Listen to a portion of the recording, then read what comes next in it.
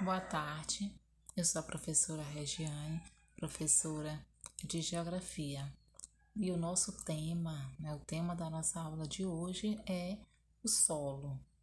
E nessa aula nós iremos entender o conceito de solo, identificar os perfis do solo e compreender a importância do solo na vida dos seres vivos, como vegetação, animais e nós, seres humanos. Então, o solo ele é um recurso natural, responsável, né, renovável, que é responsável por abrigar as espécies vegetais e também por ser um meio de sobrevivência do ser humano e dos animais. Ou seja, o solo ele é um recurso natural renovável, porque ele se renova, né, espontaneamente. E é um meio de sobrevivência dos seres humanos e dos animais, ou seja, o solo, ele é a superfície da crosta terrestre, é, é o habitat, né, dos seres humanos, dos animais e dos vegetais, pois é nessa parte da terra que nós, seres humanos, vivemos. Então, o solo, né, são a base para o desenvolvimento das plantas e animais, ou seja, são a base da biodiversidade e também para as atividades econômicas, principalmente, né, o setor primário. E aí podemos destacar a agricultura, a pecuária e extrativismo, tá? Então, como eu havia falado anteriormente, o solo ele é o habitat, né, dos seres vivos, tanto plantas, animais, quanto nós, seres humanos. E é no solo, né, que é desenvolvida essas atividades econômicas, né, que aí eu citei principalmente o setor primário, mas não se resume somente a isso, né? O solo ele vai muito além das economias do setor primário. E aí podemos observar na imagem ao lado, né, a plantação, né? De uma parte nós podemos observar o solo e em outra parte podemos observar plantação, né? Então, assim, o solo, através do solo, é onde, né, nós obtemos a boa parte dos alimentos, né? Por exemplo, o arroz, o feijão, o milho, né? A soja, o trigo. Primeiramente, o agricultor ele tem que plantar, né? Ele vai plantar, depois ele vai cultivar essas plantações para que possa chegar até a nossa mesa, né? E sem contar também os vegetais, frutas também antes tem que ser plantada, né? Isso, pessoal, planta e tem que ser cultivada para que possa chegar até a nossa mesa. Então, a formação do solo. Então, como se dá essa formação do solo, né? Não é assim da noite por dia. Isso acontece há milhões de anos. Então, o solo, ele é definido como um corpo natural.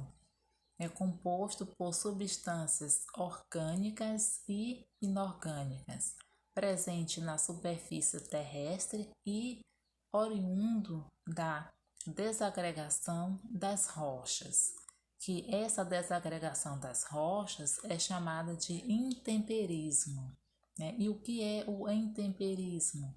É o processo, né, que se dá origem à formação do solo.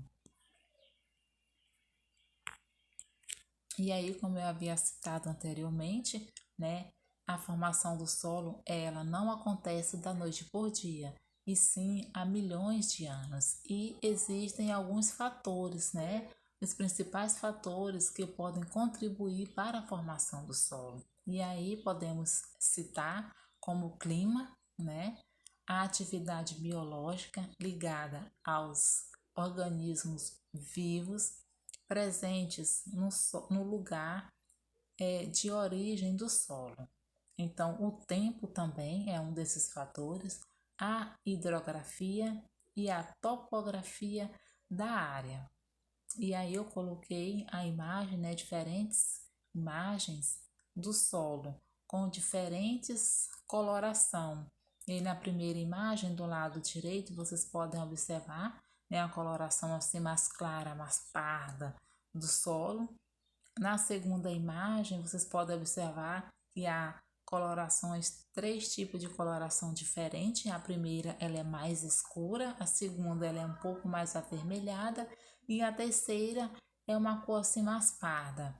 E a última imagem também vocês podem observar, né? São três tipos de coloração diferente do solo que vamos ver a seguir como é chamado, né?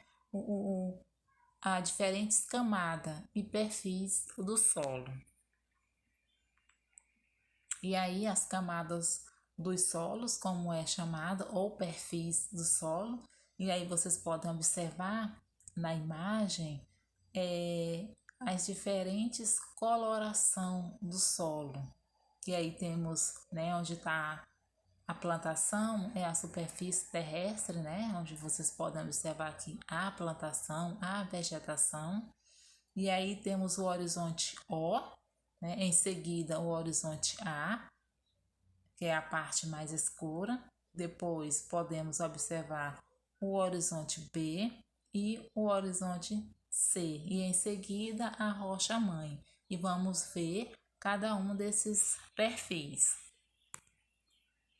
O horizonte O é a camada mais superficial do solo e mais sustentável, suscetível ao intemperismo. Nela encontra-se muita presença de matéria orgânica, e o horizonte A é a parte mais escura, né? Pois ela possui matéria orgânica, água e sais minerais. Horizonte B, né, é o acúmulo de sais minerais e matérias dos horizontes O e A. Possui, né, a maior quantidade de ar. O horizonte C é constituído por fragmentos das rochas desintegradas do horizonte D.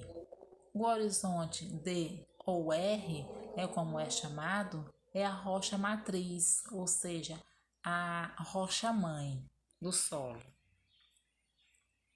E aí no Brasil há predomínio de três tipos de solo, que é o latossolo, o argissolo e o neossolo. Tá, pessoal? Quando se fala em predomínio, ou seja, que onde é encontrado, né? Que é encontrado em maior quantidade. Não que não exista outros tipos de solo, mas esses três, né, de acordo com o mapa, no Brasil é onde é encontrado a maior quantidade desse solo. Então, o solo ele corresponde à camada superficial da crosta terrestre e é muito importante para o desenvolvimento de praticamente todas as atividades humanas. Ele é a base para todos os objetos técnicos oriundos das relações dos seres humanos com a natureza, né? Então, a sua função não se resume à base da agricultura ou do plantio das culturas. Então aí, né, finalizando a nossa aula por hoje, eu deixo como atividade para que vocês possam produzir uma maquete sobre, né, os perfis do solo. E aí eu trouxe como exemplo, né, essa maquete. E aí vocês podem usar a criatividade. Essa daí foi feita de caixa de sapato, tá? Mas aí vocês podem usar a garrafa PET, pode usar um potinho de vidro, tá, pessoal? E aí fica a critério de vocês. E aí vocês tragam na próxima aula para fazer, né, a apresentação. E muito obrigada, tá? E tenha uma boa tarde.